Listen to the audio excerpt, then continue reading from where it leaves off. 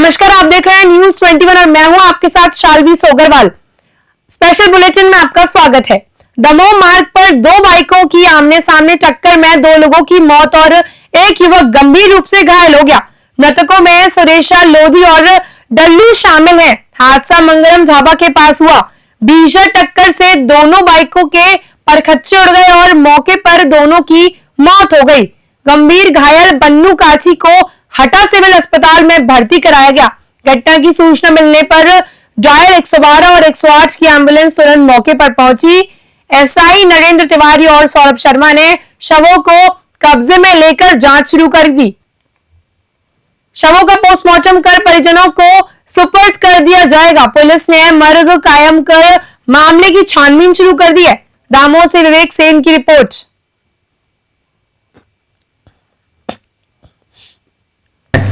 आज emergency duty के दौरान रात में 3 लोगों को घायल अवस्था में लाया गया है 108 और एम्बुलेंस से, जिसमें कि 2 लोग मृत पाए गए हैं, जिनका नाम डालचंद पटेल निवासी उसल्ली और एक का नाम सुरेश सिंह लोधी निवासी सुजानपुरा, और एक घायल है जिसका नाम है बन्नू, उसका इलाज जारी है। कैसे हादसा हुआ, कोई जानकारी दी है उन्होंने? अभी ऐसा पता चला है कि मोटरसाइकिल आमने सामने टकरा गई है, जिससे हादसा मंगलम ढाबा के पास हटा रोड पर हुआ है। बिसनाखेड़ी गांव के पास हुई सड़क दुर्घटना में 2 पुरुष और एक बुजुर्ग महिला गंभीर रूप से घायल हो गए। मौके पर मौजूद दामोह के कांग्रेस नेता और पूर्व नगर पालिका अध्यक्ष मनु मिश्रा ने तुरंत कार्रवाई करते हुए तीनों घायलों को अपने वाहन से जिला अस्पताल पहुंचाया। घायलों में जाहिर सिंह, सूरज सिंह और उनकी मां हरिबाई शामिल थे। हादसे में सिर, हाथ, पैर में चोटें आई थी और काफी खून बह चुका था। मनु मिश्रा ने अस्पताल में पहले से सूचना दी थी, जिससे घायलों का समय पर इलाज शुरू हो गया और उनका जीवन खतरे से बाहर हो गया। मिश्रा ने लोगों से अपील की कि एक्सीडेंट या आयात स्थिति में घायल लोगों की मदद करना जरूरी है। दामोह से विवेक सेन की रिपोर्ट देख रहे हैं आप।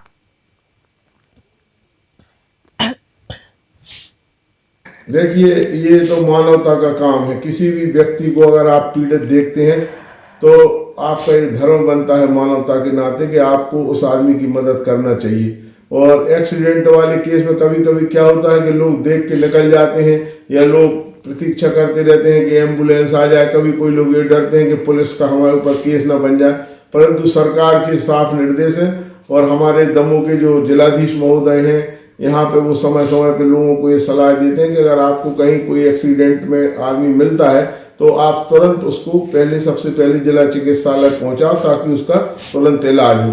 तो मैं सोचता हूँ कि ऐसे मामलों में हम लोगों को सभी लोगों को, जो भी लोग राजनीतिक जीवन में हैं या जो लोग भी सामाजिक कार्य करते हैं, उन सभी को, और मैं इलेक्ट्रॉनिक और प्रिंट मीडिया के साथियों को भी आग्रह करना चाहता हूँ कि ऐसे मामलों में हम लोगों को तुरंत तत्पर मदद कराएं। वो हमारी जान पहचान की है नहीं, इससे मतलब वो दोनों। देखिए, ये तो मानवता का। जिले में लगातार बढ़ रहे सड़क हादसों को रोकने के लिए दामोह एसपी श्रुतकीर्ति सोमवंशी ने निःशुल्क हेलमेट वितरण अभियान शुरू किया। अभियान के तहत जिले के अलग अलग थाना और ब्लैक स्पॉट क्षेत्र में बाइक सवारों को हेलमेट बांटे जा रहे हैं। एसपी सोमवंशी ने नोहटा थाना क्षेत्र के अभाना में लोगों को हेलमेट पहनने के महत्व के बारे में बताया और उन्हें संकल्प दिलाया कि अब से बाइक चलाते समय हेलमेट पहनेंगे। उन्होंने कहा कि अगले साल लगभग 1000 हेलमेट वितरण का लक्ष्य है। उन्होंने जनता से सहयोग भी मांग की ताकि सड़क सुरक्षा को बढ़ावा दिया जा सके। दमोह से विवेक सेन की रिपोर्ट देख रहे हैं आप।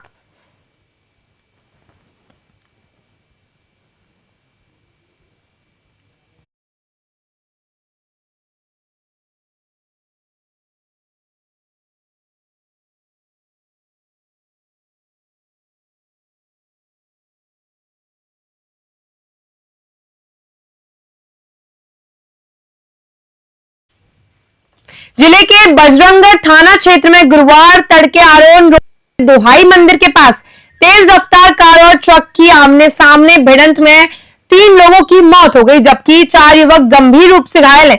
कार में कुल 7 युवक सवार थे, जो आपस में दोस्त बताए जा रहे हैं। जानकारी के अनुसार कार सवार नमो नारायण मीना, सूरज जाटव, अजय शाक्य, आकाश चौरसिया, मनीष कुमार, पारस और योगेश सुबह 4 बजे ओलोन से गुना के लिए निकले थे। दुर्घटना में कार का अगला हिस्सा पूरी तरह चकनाचूर हो गया, जबकि ट्रक पलट गया और चालक मौके से ही फरार हो गया। गंभीर घायलों में से 2 को भोपाल रेफर किया गया।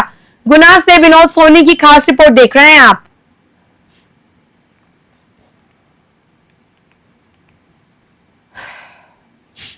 पीएम श्री आत्मानंद स्कूल के खेल मैदान को बचाने के लिए छात्रों, वार्ड वासियों और अभिभावकों ने विरोध प्रदर्शन किया।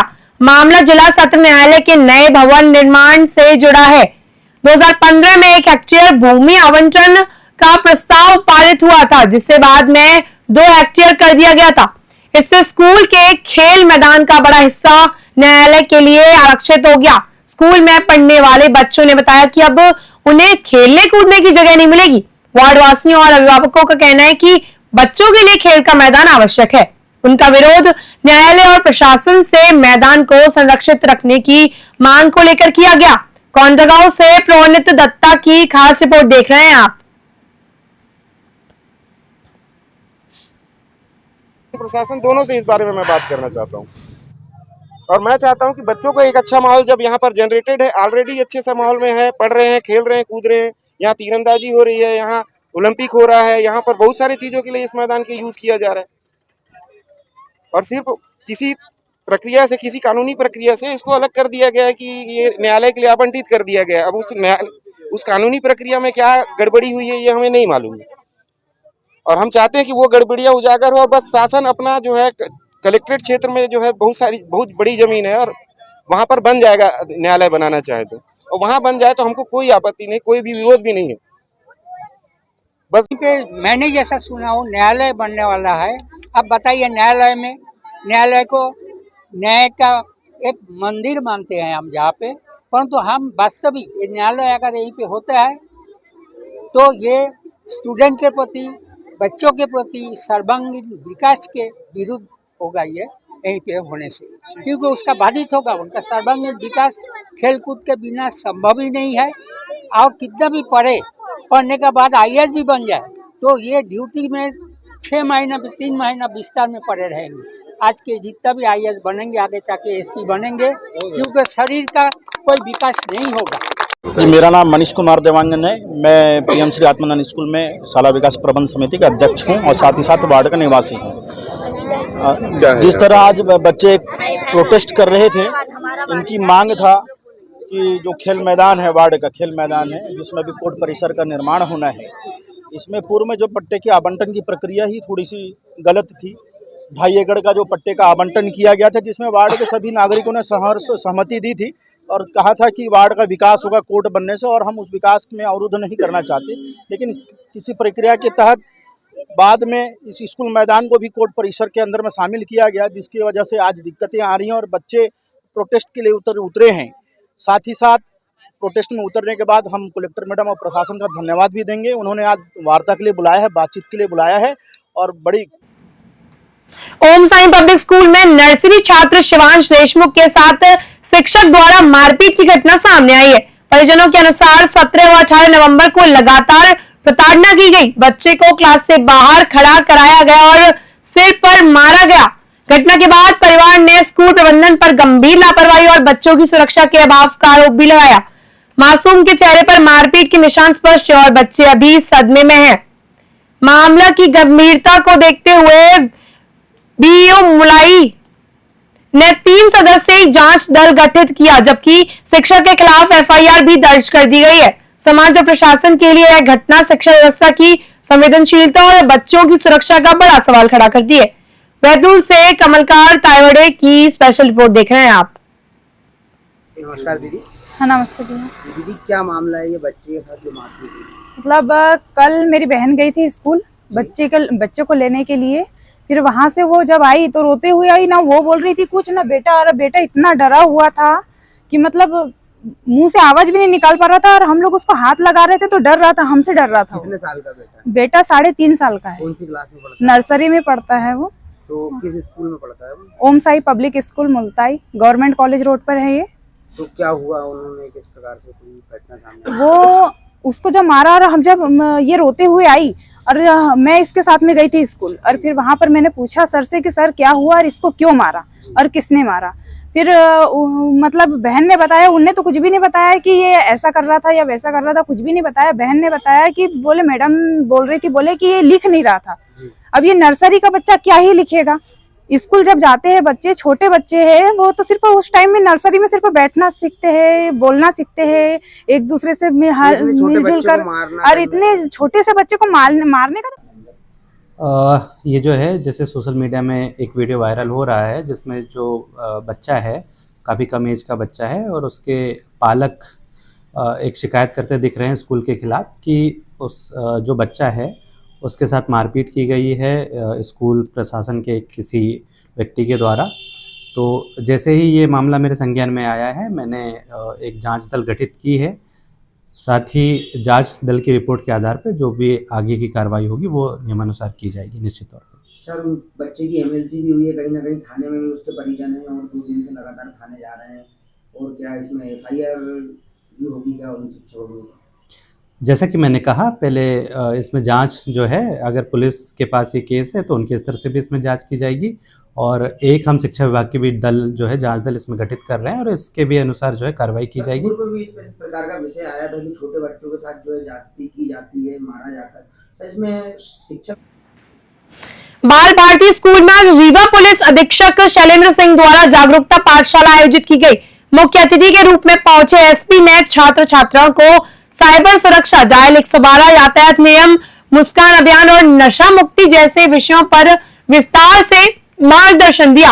उन्होंने बताया कि अनजान लिंक, ओटीपी और बैंक डिटेल साझा करना सबसे बड़ी साइबर भूल है और किसी भी धोखाधड़ी की स्थिति में तुरंत 1930 पर शिकायत करनी चाहिए। यातायात सत्र में एसपी ने हेलमेट और सीट बेल्ट के अनिवार्य उपयोग, नाबालिगों द्वारा वाहन न चलाने तथा नशे में ड्राइविंग से बचने पर विशेष जोर दिया है। छात्रों ने इंटरनेट उपयोग और मोबाइल गेम से जुड़े सवाल भी पूछे, जिनका पुलिस टीम ने सरल भाषा में समाधान दिया। नशा मुक्त रीवा अभियान के तहत एसपी शैलेंद्र सिंह ने छात्रों व शिक्षकों को नशे से दूर रहने के साथ शपथ दिलाई। स्कूल प्रचार्य ने कार्यक्रम के लिए रीवा पुलिस का आभार जताते हुए कहा कि ऐसे प्रयास विद्यार्थियों की जिम्मेदारी और जागरूकता बढ़ाने में अत्यंत सहायक होते हैं। रीवा से रमेश तिवारी की स्पेशल रिपोर्ट देख रहे हैं आप।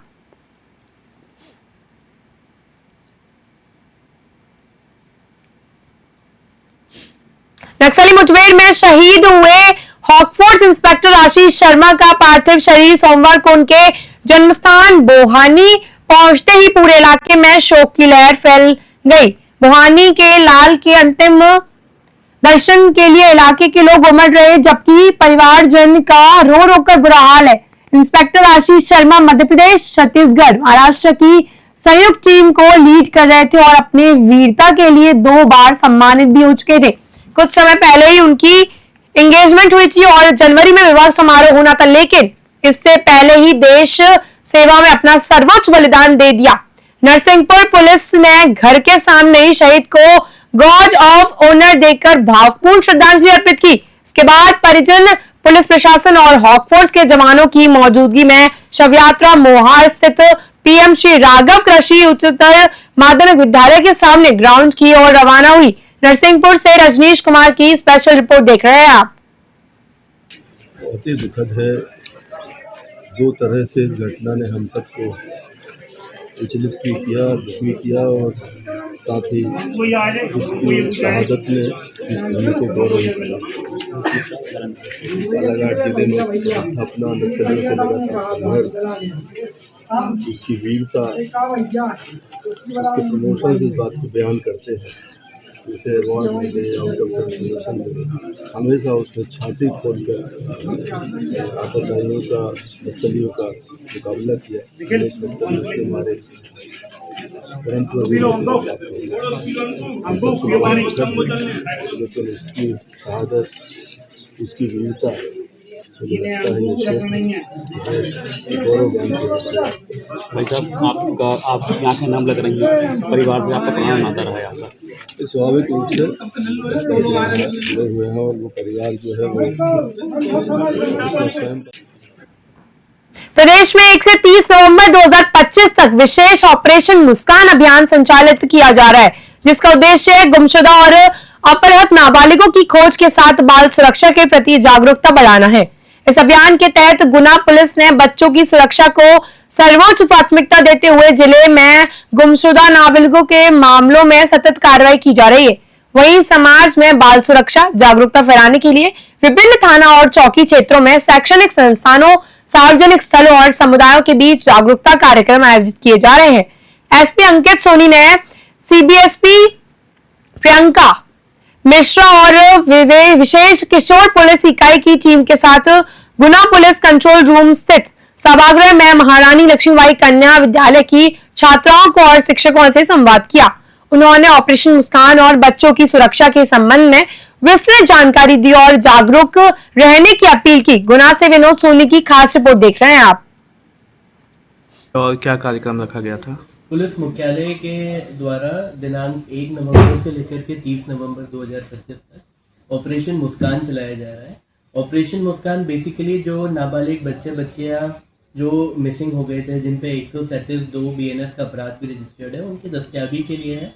इसके अलावा हम लोग स्कूल कॉलेजेस में जाके या उनके बच्चे पुलिस की इंस्टीट्यूशंस में आके हम लोग एक अवेयरनेस कार्यक्रम भी चला रहे हैं, जिसमें कि बच्चों को हम विभिन्न चीज़ों में अवेयर कर रहे हैं, जैसे पॉक्सो एक्ट के प्रोविजंस हो गए, ट्रैफिक अवेयरनेस हो गई, साइबर अवेयरनेस हो गई, उनके good touch bad touch related issues, या जो बच्चों को थ्रेट फील होता है बहुत बार स्टॉकिंग, वॉयरिज्म जैसे क्राइम्स है, तो इन सब के रिगार्डिंग हम लोग एक अवेयरनेस चलाते हैं। उसी तारतम्य में हमने MLB कॉलेज के MLB स्कूल के कुछ छात्राओं को इनवाइट किया था कि हमारे कंट्रोल रूम भी देखें पुलिस का, और ताकि जो दूरी फील होती है एक समाज में बच्चों में कि पुलिस और क्या कार्यक्रम आज के स्पेशल बुलेटिन में बस इतना ही। ऐसे ही बने रहे न्यूज़ 21 के साथ। नमस्कार।